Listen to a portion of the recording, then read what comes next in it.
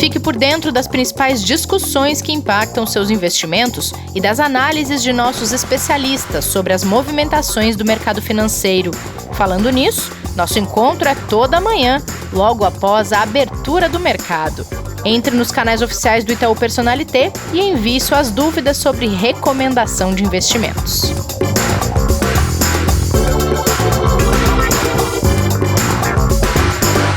Olá, esse é o Investidor em Foco, podcast de investimentos do Itaú Personalité. Hoje é quarta-feira, 24 de junho, e vamos te contar como andam os mercados e o que pode estar impactando os seus investimentos. Kleber, bem-vindo ao episódio de hoje, tudo bem? Bom dia, Rê, tudo bem e você? Tudo certo.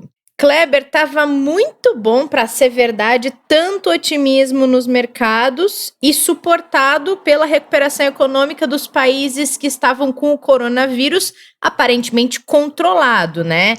Mas já faz umas semanas que a gente vem trazendo aqui no podcast os sinais de cautela que os mercados globais vêm emitindo, porque estão temerosos com uma segunda onda da pandemia. E hoje, de fato, esses mercados, muitos deles abriram já em queda por causa do ressurgimento de casos no Japão, Alemanha, além do avanço da pandemia de coronavírus na América do Sul, grande parte disso no Brasil. Não, sem dúvida. Acho que assim, não vamos deixar de lado esse otimismo que ele ainda permeia pelos mercados, né? Os investidores ainda olham de maneira positiva para algumas recuperações, como a gente falou ontem, das atividades econômicas da Europa, dos Estados Unidos, mas a gente sempre reforça aqui que no radar fica o tempo todo ali apitando, né, o risco que a gente tem sim dessa possível segunda onda, né, da volta do aumento de casos, né, em regiões que a gente já teve uma melhora muito grande. E natural é que quando a gente olha um movimento tão forte de recuperação em cima de expectativas futuras, que é assim, né, que os mercados operam também, assim como eles operaram para queda com a expectativa de tragédia, eles operam muito em alta agora com a expectativa de recuperação. Natural, com a ausência de novos dados e novas informações, a gente viva esse período de volatilidade, que é o que está acontecendo hoje exatamente pelo que você falou, com essas informações que vieram, né, tanto do Japão quanto da Alemanha, né? Aqui na América do Sul, a gente, na verdade, mais do que um avanço, é que a gente não teve uma pausa, né? A gente não teve redução. Sim. Quando a gente olha para os dados no Brasil, né? Além da gente... Pelo contrário, né, Kleber? Só cresce. Exatamente. Então, a gente viu o Eurostoxx, né, hoje na parte da manhã caindo mais de 2%, que é o principal índice lá da zona do euro, né? A Alemanha caindo 2,41%.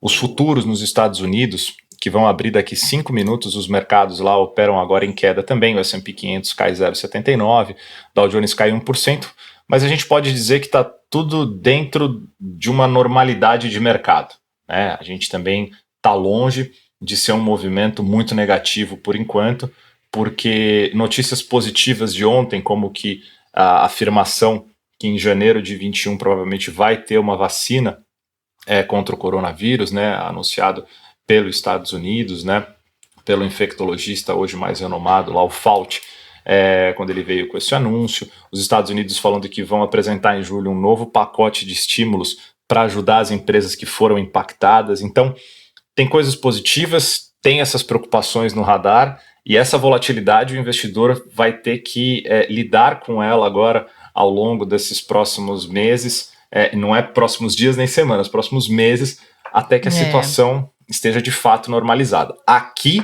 sem dúvida nenhuma, a situação ela é um pouco mais grave, porque, como a gente falou, é um estágio diferente, um momento diferente, e o mais importante aqui, tanto quanto a retomada de atividade, é o controle da pandemia, né? Se esse não acontecer de fato, a retomada da atividade fica no segundo plano, porque ela só vai acontecer quando as coisas estiverem pelo menos normalizadas, e a gente ainda tem muita coisa para se resolver aqui no cenário local.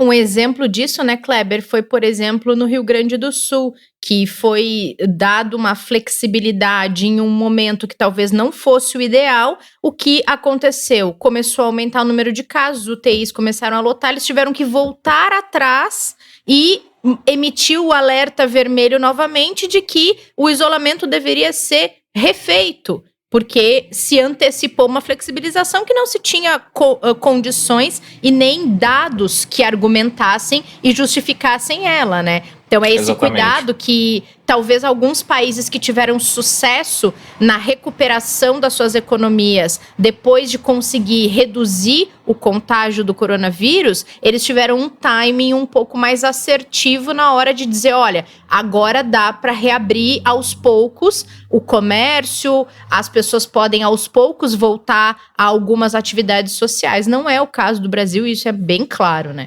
Não, sem dúvida. E a gente vê o mercado aqui abrindo agora, ele abriu às 10 horas, são 10h28 agora, o Ibovespa cai 0,61, ele no mercado futuro chegou a ficar até numa situação pior, logo na abertura às 9 horas, né, ele já se recuperou um pouco, e o dólar acabou abrindo aí agora para R$ 5,21, com alta de 1%, natural que ele está acompanhando o cenário externo e esperando movimentos e informações que venham aí ajudar o mercado local, que provavelmente a gente deve ter algumas falas aí ao longo do dia ou algumas informações, principalmente vindo de Brasília, né? Sim. Falando em Brasília, Kleber, o Senado Federal deve votar ainda nesta quarta-feira o marco regulatório do saneamento básico. São, na verdade, medidas para universalização do saneamento, ou seja, nada mais do que dar acesso a esgoto e água potável a toda a população. E essa população que ainda não tem, ela é gigante. 48% da população brasileira não tem rede de esgoto e 17% não tem água potável em casa. E aí você deve estar se perguntando aí, queridos ouvintes, vocês devem estar pensando por que a gente está falando de causas sociais num podcast sobre investimentos e economia. Porque, gente, a gente já repetiu várias vezes aqui, a saúde, a questão social, a economia estão todos relacionados, nenhum anda longe do outro numa sociedade, num país, numa democracia. E a pandemia, ela acabou deixando muito mais expostos a alguns problemas, como o de saneamento. Como é que as pessoas que não têm acesso a saneamento vão conseguir se proteger de um vírus que exige uma higiene redobrada, né?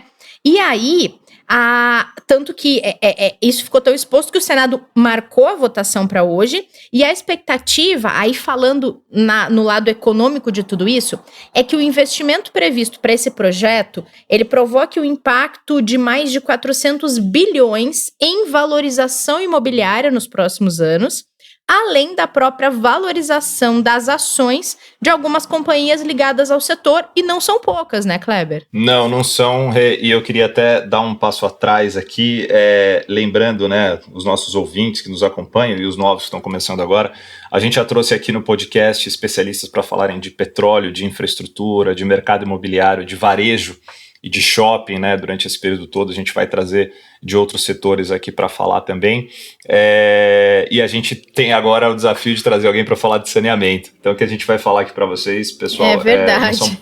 Não são posições de especialistas, né, que nós não somos especialistas em saneamento, mas sim com base nas informações que a gente tem até agora.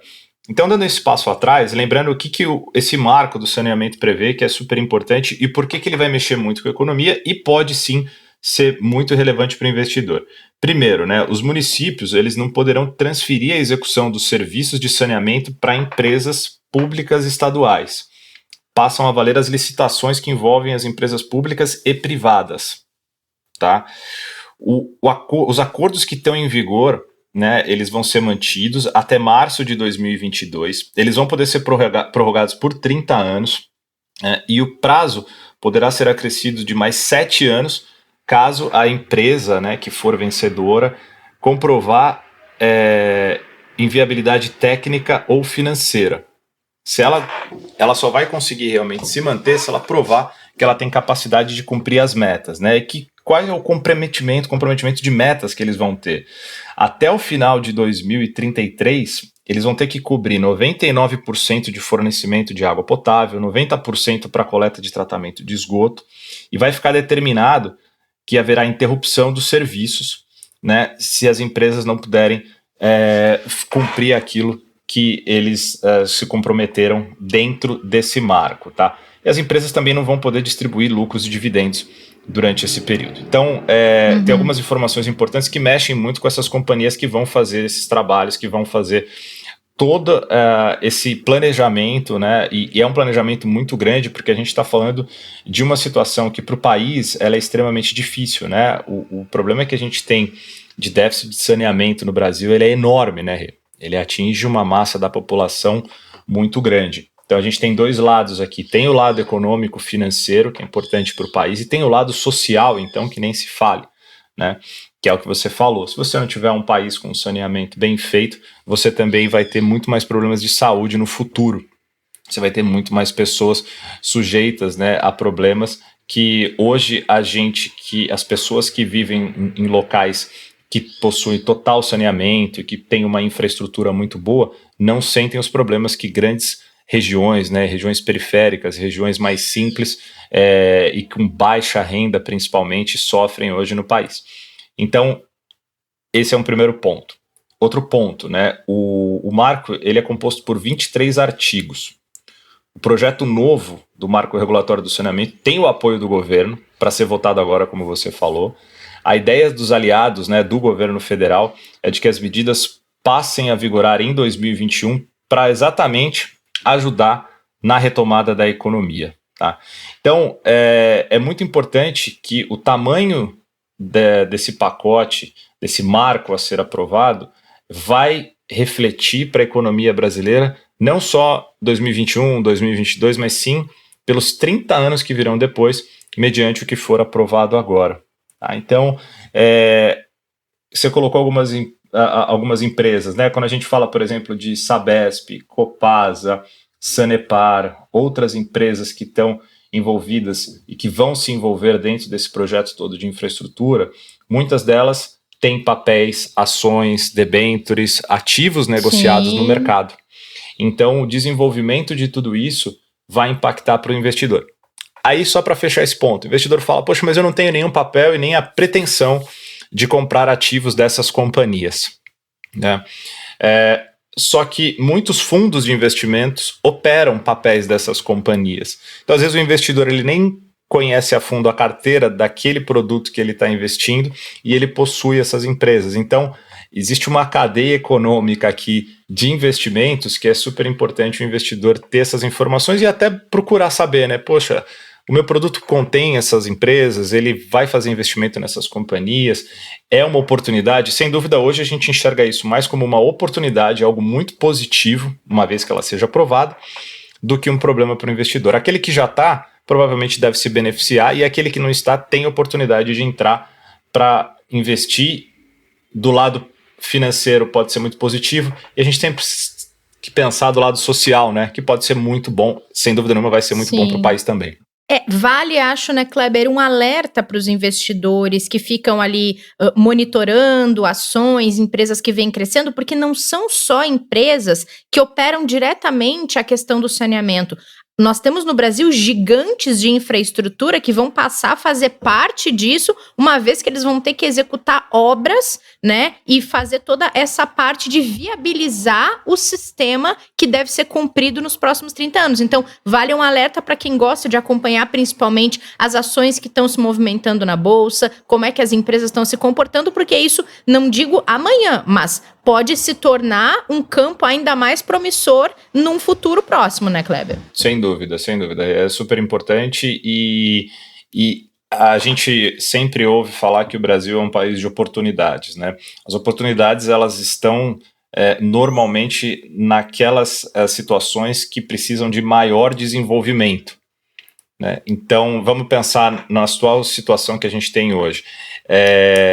Quando a gente fala de empresas de transmissão ou de informação ou de transmissão de diálogos por internet, online, né? Empresas como o Zoom, por exemplo, ou o próprio Skype, entre outras várias que a gente tem, a Microsoft com o Teams e diversos outros mecanismos de comunicação que não tinham um ganho tão grande quando apareceu essa crise, né? O ganho deles foi o quê? Precisou-se realmente que todas as pessoas se comunicassem de forma online. Pessoas, companhias, empresas, órgãos, né, instituições.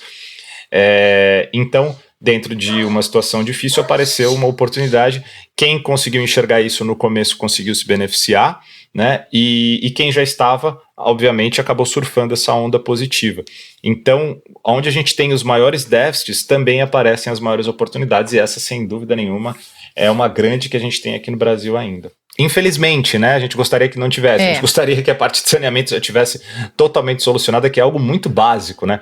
Mas, como nós não temos, aparece aí uma alternativa para o investidor ficar bem atento, sim. Verdade. Bom, para a gente encerrar, ontem o Banco Central anunciou um pacote para estimular crédito. Isso teve algum impacto no mercado local?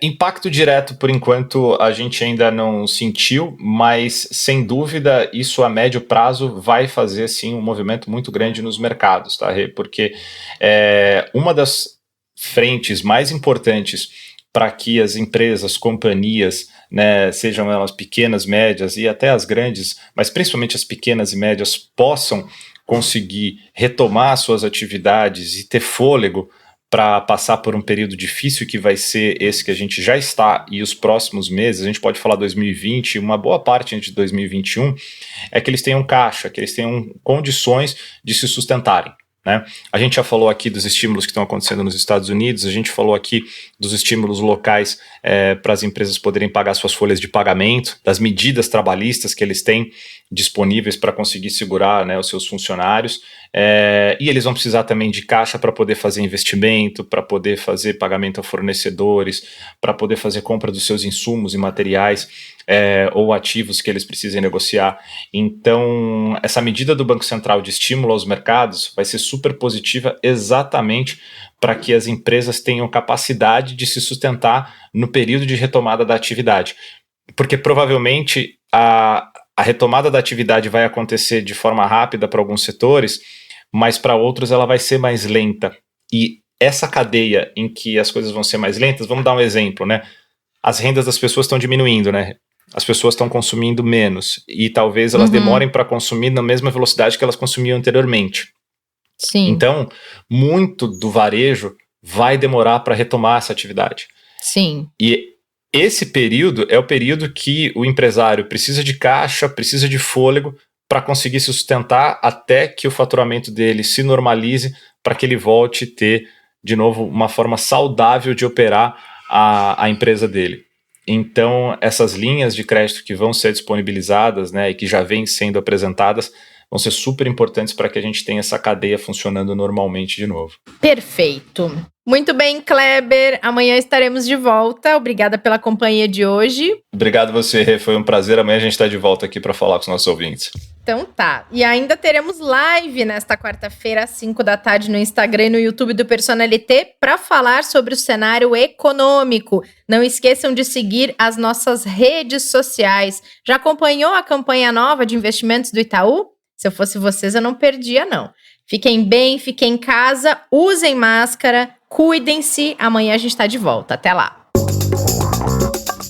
Fique por dentro das principais discussões que impactam seus investimentos e das análises de nossos especialistas sobre as movimentações do mercado financeiro. Falando nisso, nosso encontro é toda manhã, logo após a abertura do mercado. Entre nos canais oficiais do Itaú Personalité e envie suas dúvidas sobre recomendação de investimentos.